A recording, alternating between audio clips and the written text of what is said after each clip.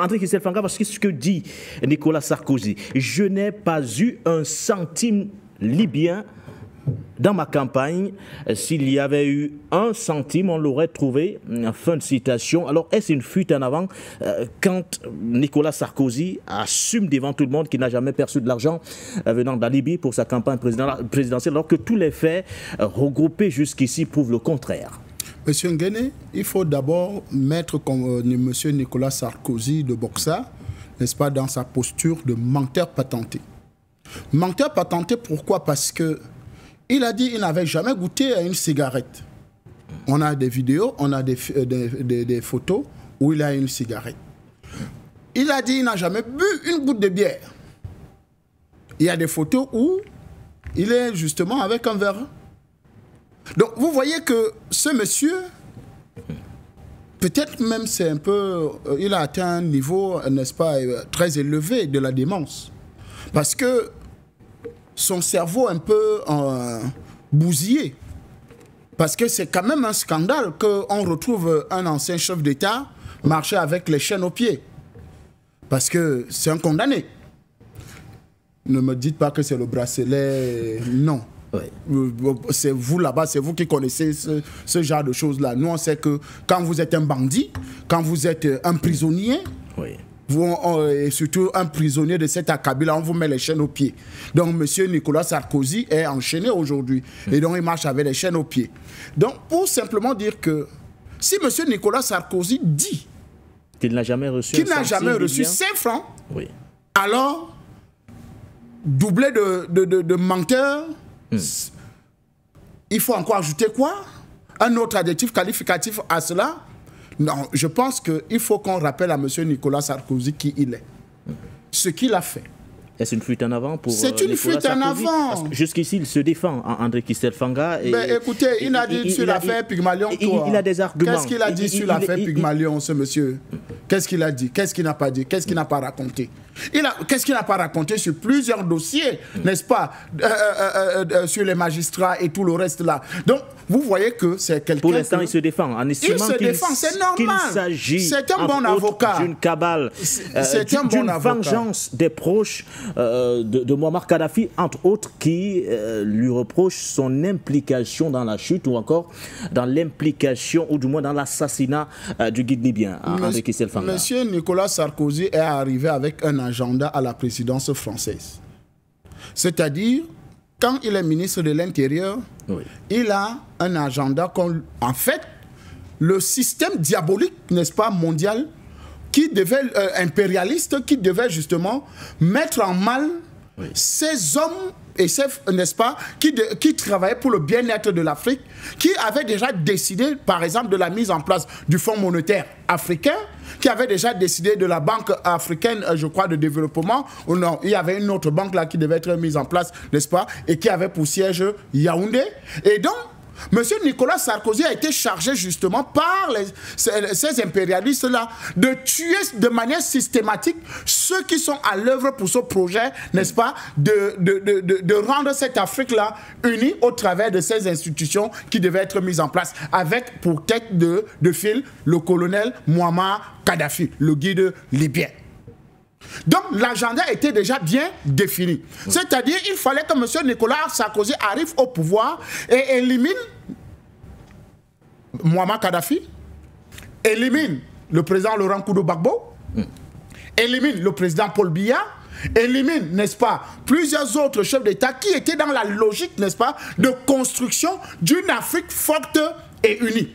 Et que dire du deal qui aurait été passé entre les dirigeants en question, les dirigeants concernés, que ce soit Muammar Kadhafi à l'époque ou encore Nicolas Sarkozy aujourd'hui devant les tribunaux? Monsieur Nguéné. Le deal qui stipulait, selon nos informations d'ailleurs, que la Libye participe financièrement à la campagne de Nicolas Sarkozy et que derrière, en contrepartie, que Nicolas Sarkozy ainsi que son collège d'avocats, entre autres, pèsent de tout leur poids pour que la Libye retrouve sa place sur la scène internationale, André Christelle Fanga. C'est le deal qui aurait été passé jusqu'ici. C'est le deal, c'est clair et net.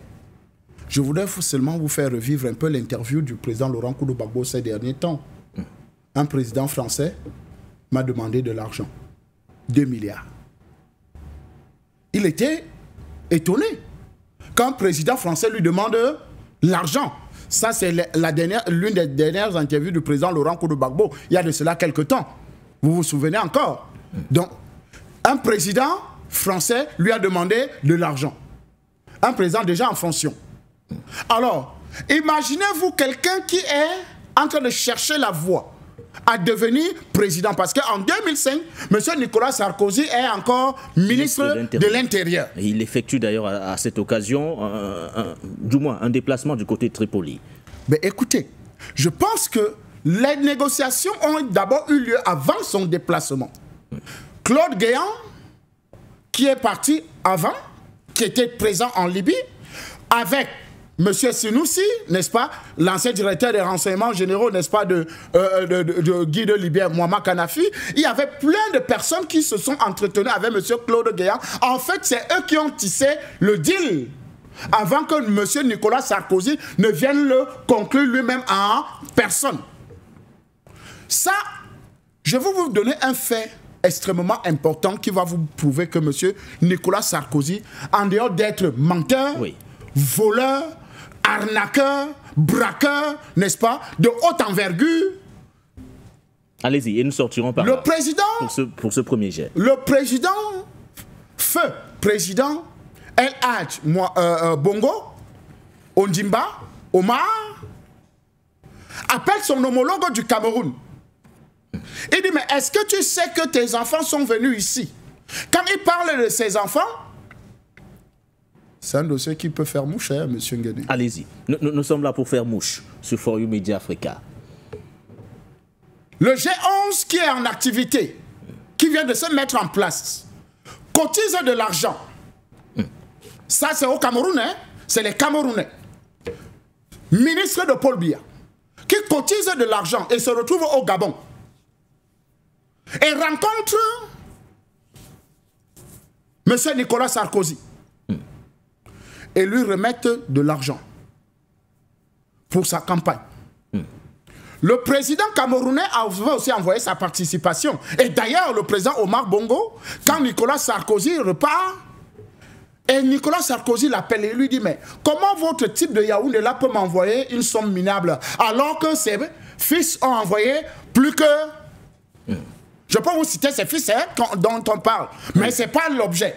C'est pour démontrer le braquage, pour démontrer, n'est-ce pas, la gabégie, pour démontrer, n'est-ce pas, le système Nicolas Sarkozien. Oui, donc pour vous, il ne s'est pas limité au fond libyen. Il allait au-delà. Écoutez, j'ai seulement pris le Cameroun, le Gabon et la Libye.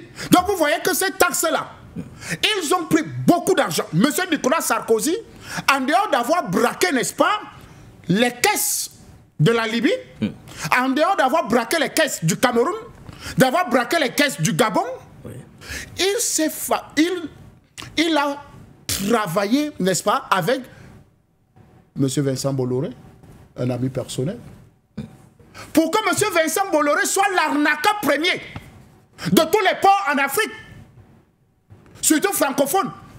Parce que M. Nicolas Sarkozy travaillait justement pour dire que vous me donnez, quand j'arrive là, vous me donnez, n'est-ce pas, tous les ports. Et en fait, Bolloré va gérer tous ces ports-là, que ça soit au Togo, que ça soit un peu de partout. D'ailleurs, vous avez vu comment on a chassé une autre société, Manu Militari, pour installer Bolloré dans certains endroits. Comment on a fait pour installer Bolloré au Cameroun avec une certaine complicité d'un secrétaire général à la présidente de la République à l'époque, qui est en prison aujourd'hui. Donc, vous comprenez que M. Nicolas Sarkozy n'a que fonctionné qu'avec des bandits de grand chemin, n'a que fonctionné que dans la mafia, dans la logique des braquages et des caisses. Et donc, venez nier aujourd'hui qu'il n'a jamais reçu 5 francs. D'ailleurs, pourquoi celui qui est le transporteur des valises a fui et se cache? Et Nicolas Sarkozy reconnaît qu'il ne voulait pas sortir sur les photos. Parce qu'il savait que ça devait être un personnage, n'est-ce pas, clé, n'est-ce pas, de cette transaction-là. Donc, vous comprenez que M. Nicolas Sarkozy, en dehors d'être menteur, est un voleur, est un braqueur, est un personnage, n'est-ce pas, lugubre, qui a fait tant de mal à l'Afrique. Merci.